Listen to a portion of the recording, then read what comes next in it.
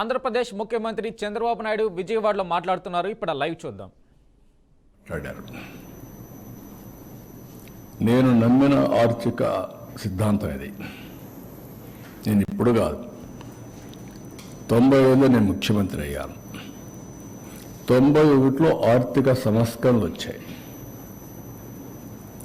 అదే సమయంలో 92, 93 ఆ ప్రాంతంలో ఇంటర్నెట్ రెవల్యూషన్ వచ్చింది.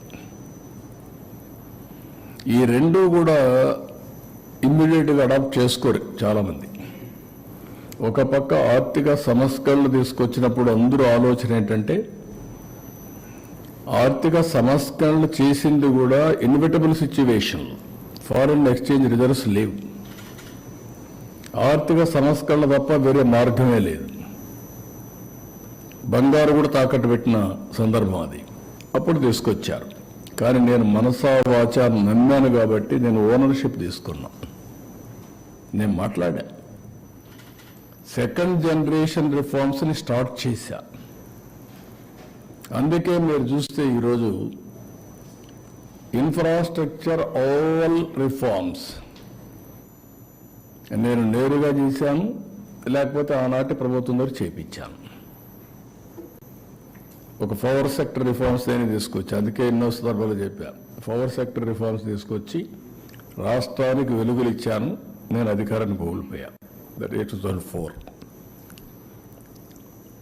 ఆ రోజు నేను కానీ దాన్ని కాంప్రమైజ్ అయ్యి ఉంటే ఓడిపోయాడు కాదేమో, ఎందుకంటే చరిత్ర అది.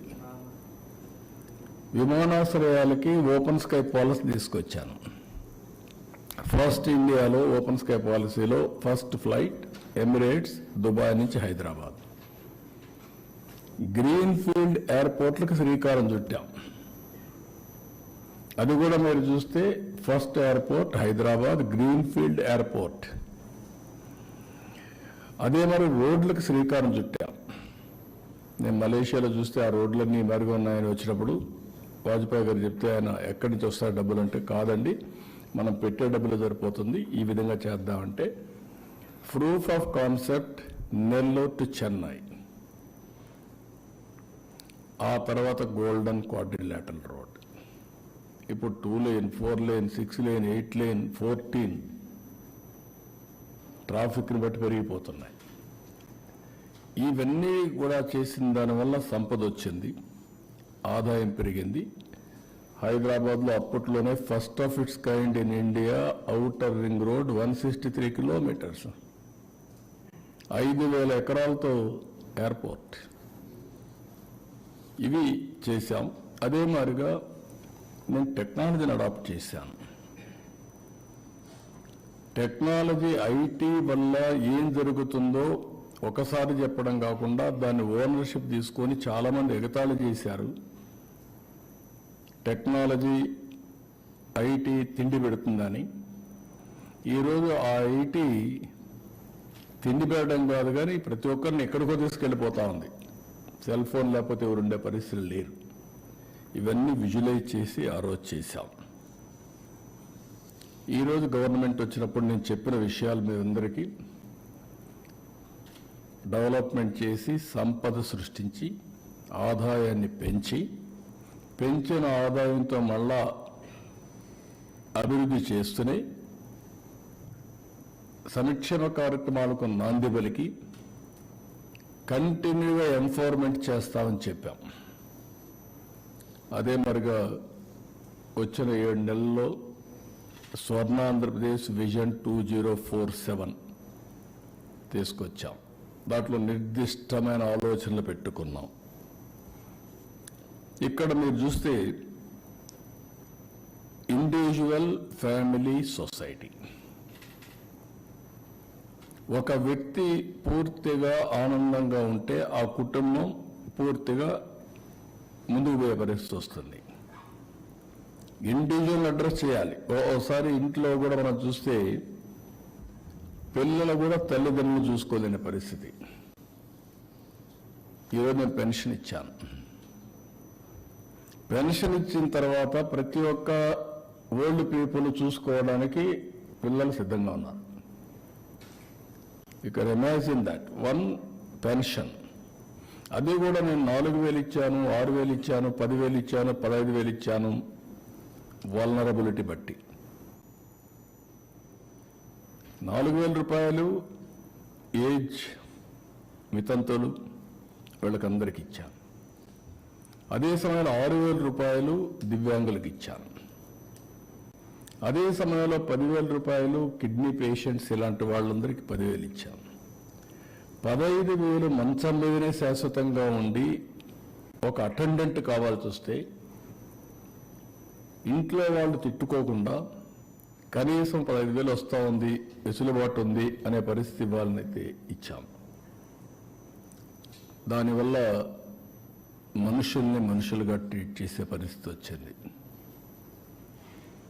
ఇండియాలో అన్ని కల్చర్ కంటే మన కల్చర్ ఎక్స్ట్రార్డనరీ.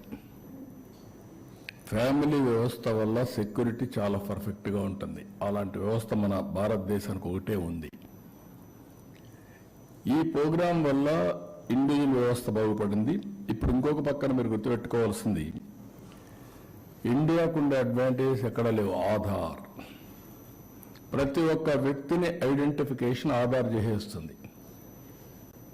దారిలో పోతా ఉంటే నేను సో అండ్ సో అంటే నువ్వు సో అండ్ సో అంటే చెప్పా ముద్ర వేలు ముద్రను తీసుకొని నువ్వు ఎవరు చెప్పే పరిస్థితి వస్తుంది. ఏ ఊరు ఎక్కడి నుంచి వచ్చో అన్నీ కూడా వచ్చేస్తాయి. That is it is com. ఇప్పుడు ఇక్కడ నేను తీసుకొచ్చింది ఏంటంటే హౌస్కి వీళ్ళందరినీ కలిపాను. వీడిగా ఉన్నారు ఇంతవరకు. ప్రధానమంత్రి గారు ఆయుష్మాన్ భారత్ పెట్టినా, లేకపోతే పెన్షన్ ఇచ్చినా, లేకపోతే రైతు భరోసా ఇచ్చినా విడివిడిగా ఇస్తూ ఉంటారు. ఇప్పుడు నేనేం చేస్తున్నానంటే హౌస్కి అందరినీ కనెక్ట్ చేస్తున్నా, ఫ్యామిలీ మెంబర్స్ అందరినీ. అదే సమయంలో ఆ హౌస్ని జియో ట్యాగింగ్ చేస్తున్నా. అదే మాదిరిగా NPA account, national payment gateway కింద అన్ని కూడా తీసుకుంటున్నా.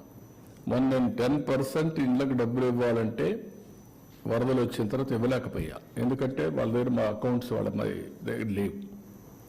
కలెక్ట్ చేయడానికి చాలా టైం పట్టింది. ఇప్పుడు అందరు అకౌంట్స్ వస్తున్నాయి. ఇంటి మీద పంపించాలని ప్రాబ్లం ఉండేది, ఇప్పుడు జియో ట్యాగింగ్ చేసేసాం. నేను ఏదైనా రేపు ఒక విపత్తు వస్తే నేరుగా ఆయన ఇంటి మీద ఫుడ్ డ్రాప్ చేసే పరిస్థితి వస్తుంది.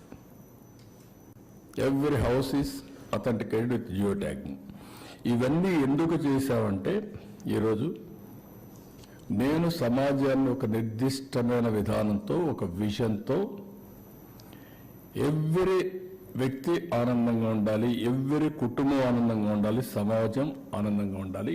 అదే wealthy, healthy, happy family. That is my goal. అది చేయడానికి ఈరోజు ఇవన్నీ చేసిన తర్వాత ఇంటర్ఫేస్ అన్నీ కూడా ఈజీ అవుతాయి. అందుకే P4 అన్నాను. జీరో పావర్టీ, ఆర్థిక అసమానతలు తగ్గించడం కోసం నిరంతరం పనిచేయడం. హై నెట్వర్త్ ఇండివిజువల్స్ ఎవరైతే డబ్బులు బాగా సంపాదించారో వాళ్ళు, ఎవరైతే అందరికంటే కింద ఉండే వాళ్ళని మెంటరింగ్, లేకపోతే వాళ్ళని ఏ విధంగా మీరు పైకి తీసుకురావాలని ఒక కార్యక్రమం తీసుకొని చేయమంటున్నాం. ఒక ఆర్గనైజేషన్ కావచ్చు, వాళ్ళ యొక్క ఆర్థిక వనరులను బట్టి, వాళ్ళ శక్తి సామర్థ్యాలను బట్టి, వాళ్ళ విల్లింగ్నెస్ను బట్టి, వాళ్ళ యొక్క ఎబిలిటీ అంటే ఒకసారి కెపాసిటీ ఉంటుంది. ఆ కెపాసిటీని బట్టి నేను పూర్తిగా టైం చేయలేను. అదే డబ్బులు ఉన్నాయి. డబ్బులు ఉన్నప్పుడు నేను ఒక సీఈఓని పెట్టి నేను గైడెన్స్ ఇచ్చి ఆయన ద్వారా చేయించుకోగలుగుతాం. బట్ సాటిస్ఫాక్షన్ ఉంటుంది నాకు. సిఎస్ఆర్ ఫండ్స్ ఉన్నాయి, ఇవన్నీ పెట్టి P4 అనేది ఒక గేమ్ చేంజర్గా తయారవుతుంది. P3 is a game changer in creating wealth. సంపద సృష్టించడానికి P3 పనిచేసింది. P4 అనేది జనాభాని ఒక ఆస్తిగా తీసుకుని అందరిని ఎంపవర్మెంట్ చేసి వాళ్ళ శక్తి సామర్థ్యాలు పెంచి శాశ్వతంగా వాళ్ళని ఆర్థికంగా పైకి తీసుకొస్తే that is the best society in the world. I strongly believe. దానికోసమే పనిచేస్తున్నాం. ఇవన్నీ ఏ విధంగా పనిచేస్తాయి అనేది మళ్ళా ఒకసారి వస్తే,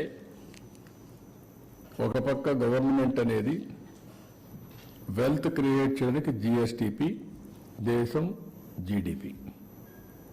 మనం ఇక్కడ గ్రాస్ స్టేట్ డొమెస్టిక్ ప్రోడక్ట్ అంటాం, నేషనల్ లెవెల్లో గ్రాస్ డొమెస్టిక్ ప్రోడక్ట్ అని వారు ఇది చేస్తారు. దాన్ని ఎంతమంది జనాభా ఉంటే వాళ్ళకి డివైడ్ చేస్తే తలసరి ఆదాయం వస్తుంది. ఒకరికి ఎక్కువ ఆదాయం వస్తుంది, ఒకరికి తక్కువ ఆదాయం వస్తుంది. ఇవన్నీ వచ్చినప్పుడు ఎంత ఒకప్పుడు ఇండియా 1%, 2% గ్రో అయ్యాం. అప్పుడు అందరూ మనం ఎగతాళి చేశారు హిందూ గ్రోత్ రేట్ అని. అప్పుడు పెద్ద ప్రాజెక్టులు ఏం చేయలేకపోయాం. ఇప్పుడు గ్రోత్ రేట్ పెరిగింది. రెండోది ఫాస్ట్గా కూడా పోయే పరిస్థితి వచ్చేది. దీనివల్ల ఏంటి లాభాలు అన్నీ కూడా మీకు ఒకసారి చూస్తే, నేను అనుకున్న లక్ష్యానికి ప్రారంభించాం. దాని ఫలితాలు రాబోయే రోజుల్లో వస్తాయి. ఏ విధంగా నేను చేయబోతున్నానో నా అప్రోచ్ ఏంటో ఆ రోజు చెప్పింది, ఇప్పుడు జరిగేది ప్రజలకు కూడా ఎక్స్ప్లెయిన్ చేస్తే ప్రజల్ని పూర్తిగా భాగస్వాములు చేయడం. నేను చెప్పింది చాలా మందికి అర్థం కాకుండా వాళ్ళ వ్యూస్ నా మీద దొరుకుతారు. మంచి వ్యూస్ అయితే నేను సిద్ధంగా ఉన్నాను. మొన్న మేము విజన్ డాక్యుమెంట్ తయారు చేశాం. దేశంలో ఫస్ట్ టైం 16 లక్షల మంది వ్యూస్ ఇచ్చారు వాళ్ళు. నాట్ ఈవెన్ నేషనల్ విజన్ కూడా వికసిత భారత్ కొంతమంది విలా ఆంధ్రలో 16 లక్షల మంది ఇంటరాక్ట్ అయ్యారు, ఆన్లైన్లో పంపించారు. అవన్నీ తీసుకున్నాం. నేను మళ్ళీ ఆలోచించి 10 సూత్రాలతో విజన్ తయారు చేశాం. ఇప్పుడు నేను ఎక్స్ప్లెయిన్ చేస్తాను, మీకు ఒక ఐడియా ఉంటుంది.